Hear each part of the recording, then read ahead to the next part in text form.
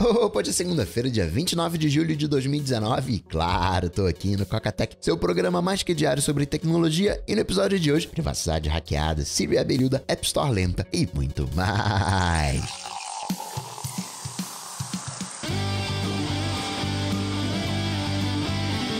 Dicas, produtividade, tecnologia, opinião, comportamento, tendência, notícias. Cocatec. Cocatec, a sua dose diária de tecnologia. Apresentação: Gustavo Faria. Você tá sofrendo aí com a App Store lenta? Pois é, eu também tô sofrendo. Isso começou com beta. Eu achei, coisa de beta, deixa pra lá. Tem um endereço onde você consegue testar, medir a velocidade com o servidor da Apple que tá te atendendo, o CDN que tá te atendendo. Eu vou colocar um endereço lá no Dojo e também explicar em mais detalhes o que tá acontecendo. O que tá acontecendo, duas coisas aconteceram, na verdade. Uma delas é que a Apple tá desligando os servidores Akamai, colocando servidores próprios. Ainda tem Akamai. Na verdade, ela tá desprivilegiando os Akamai, tá cortando ali os contratos, milhões de dólares, tá cortando os contratos, colocando servidores próprios, e nos Akamai tá deixando só o conteúdo mais acessado. Quando a gente dá um apple.com da vida, a gente não acessa a Apple, servidor da Apple lá em Cupertino, lá na nave mãe. A gente acessa, dependendo da nossa rota, essa rede de distribuição de conteúdo, a chamada CDN, que tá mais próxima da gente. Então, você dá traça a rota para um audio.itunes.apple.com, um vídeo.itunes.apple.com, você muitas das vezes vai pegar o Akamai que tá coladinho com o teu provedor, às vezes vai estar um pouquinho mais distante, mas via de regra seria o Akamai, mas né, a Apple tá desligando, tirando o conteúdo do Akamai, colocando em servidores próprios. Aqui no Brasil, a Apple não tem servidor próprio de CDN, tem um, que eu não sei por que tem, que é de tempo, time.apple.com, dependendo da rota, você pode ser atendido por São Paulo, mas nem sempre. Isso por si só não é um problema. Peraí, vamos traçar a rota, tem CDN lá nos Estados Unidos, você vai pegar aí com 40 milissegundos de latência uma conexão com os Estados Unidos. A gente tem uma boa banda com os Estados Unidos, ok. Então essa é a primeira coisa que tá acontecendo. Só que tem uma outra coisa acontecendo que começou a acontecer, que é a conexão que agora a gente tem, o cabo submarino que a gente tem com a África. Vou colocar lá no Dojo um sprint, onde você vai ver que eu dou um time.apple.com, quem me atende é a África do Sul, e eu pra ir pra África do Sul, eu vou Estados Unidos, Europa, África do Sul. Isso vai me dar latência. Eu pego um conteúdo 4K que não tá mais disponível no Akamai, eu vou via África do Sul ser atendido pelo Reino Unido. E aí aquela latência de 40 milissegundos que eu falei com os Estados Unidos que é aceitável, dá pra assistir, vira 400, 500 milissegundos, inviabilizando de assistir. E aí que tá o problema, a rota ela tá zoada. Com esses novos cabos que foram acionados, erroneamente pelo número de hops, a África tá sendo a rota selecionada. time.apple.com, peraí, não, tem aqui na África do Sul e tá pertinho. Só que não tá pertinho. A conexão que a gente tem com a África não se compara com o que a gente tem com os Estados Unidos. Então o provedor ele precisa falar, não vai pela África não, vai pelos Estados Unidos. Precisa desprivilegiar nessa rota. Como é que você consegue isso? Você pode falar com a Apple, vai falar que tá lento, e aí é uma maneira da Apple talvez mapear, a gente precisa colocar a CDN aqui no Brasil. E a segunda coisa que você tem que fazer é falar com o seu provedor. Dizer, olha, eu tô aqui com conexão com a internet, mas a minha conexão com os servidores da Apple tá lenta, porque não tá priorizando a rota com os Estados Unidos. Você já sabe que vai sofrer para explicar isso. Quando você cair na área técnica, vai ser super fácil. O problema é até chegar lá. Não tem muito mais o que você fazer além disso, a não ser, sim, claro, ligar uma VPN. Ligou uma VPN, na VPN Estados Unidos, resolve na hora. Inclusive, até é o que eu tô usando quando a coisa tá lenta. Na verdade, tem conexão, só que vai estourando timeout para tudo quanto é lado. Você vai ver lá, App Store não disponível. Notícias. Cocatec.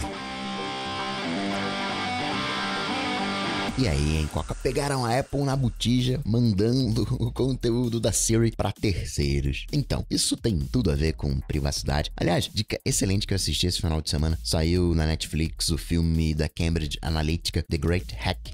Privacidade Invadida, o nome em português. Super recomendo. Tem um detalhezinho que eu vou falar já, mas você vai ver a questão, por exemplo, do microfone aberto, o zoom de olho no que você tá falando e dando anúncios. E apresenta exatamente a teoria que eu já contei aqui. A gente brinca, o microfone tá aberto, tá ouvindo o que a gente tá falando. Mas, na verdade, esses sistemas conhecem tanto a gente, que conseguem prever o nosso comportamento e, em alguns casos, até manipular o nosso comportamento, que é o que aconteceu nas eleições americanas. Qual que isso aí é teoria da conspiração? Eu não sou um manipulado. Se manipulação não funcionasse, não teria propaganda. E aí fazer uma ressalva. Propaganda, do ponto de vista teórico, é você propagar. É você pegar uma ideia e promover aquela ideia, divulgar aquela ideia, propagar aquela ideia, falar, olha, a ideia é essa aqui, a proposta é essa aqui, explicar qual é a ideia. Outra coisa é você ter uma estratégia, uma tática para que essa ideia seja vencedora. Marketing de guerrilha sempre existiu, comunicação de guerra. Tem uma região que está em guerra,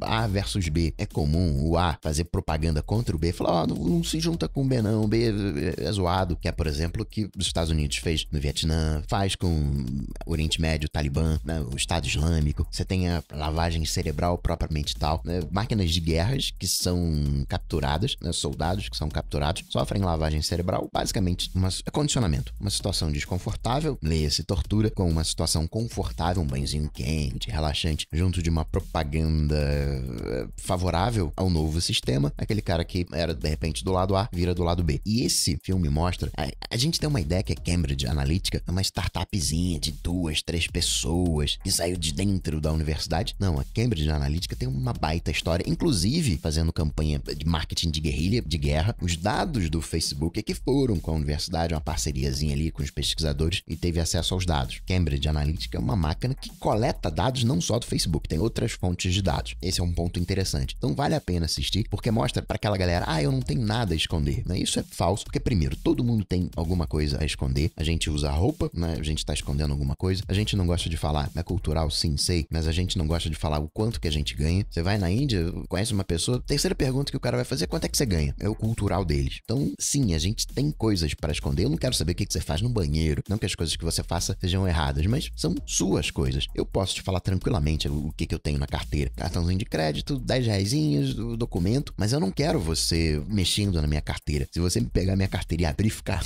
ofuscando, eu vou ficar chateado. Se você pegar o meu caderno de notas e ficar folheando o meu caderno de notas, eu vou ficar chateado também. É uma coisa privada, é uma coisa minha. Não tem nada comprometedor. Por quê? Tem um outro filme que eu esqueci o nome que retrata muito bem isso. Não é uma questão de não ter nada para esconder. É uma questão do que você quer mostrar. Os relacionamentos, eles são baseados em privacidade. Tem pessoas que sabem o seu nome e só. Tem pessoas que sabem o seu nome, tem o seu telefone. Tem pessoas que sabem o seu nome, sabem onde você mora, mas não tem o seu telefone. Por exemplo, o vizinho de rua, uma pessoa que você vê todo dia, né, passeando ali, entrando, saindo, sabe onde você mora, talvez não saiba o seu nome, não vai saber o seu telefone, muito provavelmente, porque, né, é um vizinho de rua, não vai saber onde você trabalha, pode até saber onde você, com que você trabalha, você pode contar isso pra ele, e assim você vai estreitando os laços. O colega de trabalho não vai saber onde você mora, mas vai ter o seu telefone. É assim que a gente estabelece as relações. Vai ter até pessoas que muitas das vezes, no caso de uma balada, nem vão saber o seu nome, número de telefone, mas eventualmente vão compartilhar uma nudez. E o ponto que levanta esse filme, que é extremamente, um pouquinho chato,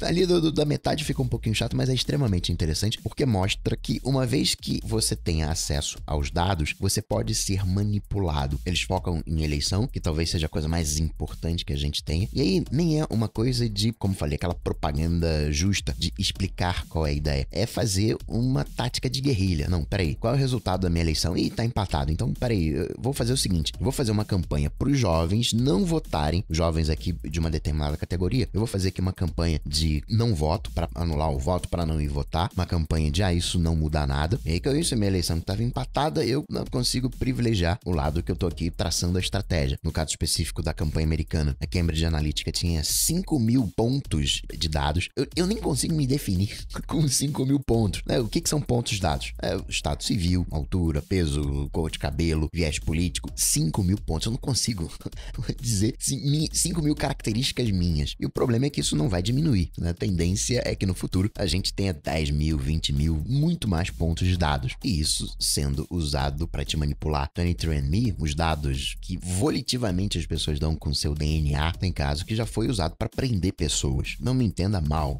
Cometeu crime, tem que ser punido. Mas vamos falar de uma questão política que fica mais fácil de entender. Eu tenho uma visão política A. Eu acredito em isso e aquilo. E aí eu forneço os meus dados e esses dados estão sendo usados para fortalecer o B, que são contra os meus interesses, que são contra aquilo que eu acredito. E qual é o erro que comete o The Great Hack? É que ele fala de dados, e dados potencializam as coisas, sim, é verdade, mas passa uma ideia de que se eu proteger os meus dados, tá tudo resolvido. E a gente viu aqui no Brasil que não tá tudo resolvido. A princípio, a gente não teve a manipulação via Facebook, via dados que aconteceu nos Estados Unidos aqui no Brasil. O que a gente teve aqui no Brasil foi o WhatsApp. Enquanto lá nos Estados Unidos eu pegava a crença das pessoas, porque eu sabia o que ela pensava, eu sabia os pontos de dados e fazia uma campanha falando, olha, você não acredita nisso, então, isso aqui é o que o fulano acredita, é o que fulano vai saber. Você tinha uma campanha direcionada. O que a gente teve aqui no Brasil foi a mesma coisa, só que pelo WhatsApp. E qual foi a sacada? As pessoas compartilham aquilo que acreditam. É o tal viés da informação. Então eu fiz uma campanha com N públicos, joguei ali no WhatsApp e a coisa foi espalhando,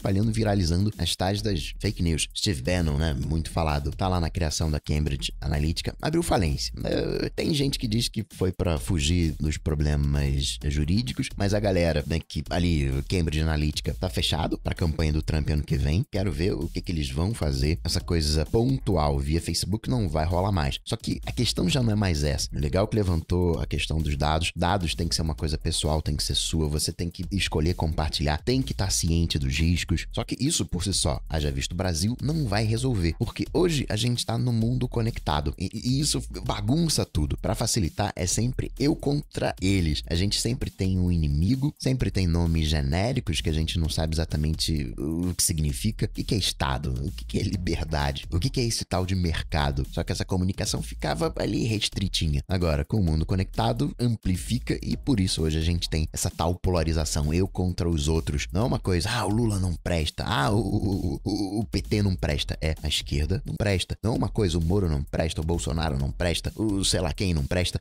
A direita é fascista. Então, o entrave dos dados, a gente tá começando a entender e a resolver, vai piorar ainda mais, vai ter mais pontos de dados, mais pontos de controle, mas ainda tem a questão do mundo conectado, que o WhatsApp tá tentando, você não vai encaminhar para mais de 5 grupos, tá tentando resolver, mas ainda não tá equacionado esse problema. Agora, voltando pra Apple, você tem 76, por trimestre, são aí 75 milhões de dispositivos iOS de Series rodando. Você tem 1 bilhão de dispositivos iOS, vamos trabalhar com esse número. E certamente você já ativou a Siri erroneamente. Você até, puxa vida, ativei a Siri aqui, notou. E se provavelmente você ativou sem querer e notou, tem casos em que você ativou e não reparou. Tem muita gente que ativa e não repara. E nessas ativações errôneas, capta o ambiente. A Siri, ela tá te ouvindo sempre. Quando ativar, vai mandar para os servidores da Apple e tudo aquilo que é capturado para os servidores da Apple, coisa de 1%, vai para terceiros para que seja analisado. Peraí, fez certo, fez errado? Você tem outras validações, mas você tem a validação humana. E descobriram que a Apple também faz isso. Amazon faz, Google faz, Amazon faz. Google foi há coisa de 2 semanas. O problema do Google é que ele não avisava que fazia isso. Você olhava lá nos termos, não tinha isso. E não pegou nada. Ele falou, a gente faz mesmo para melhorar o serviço.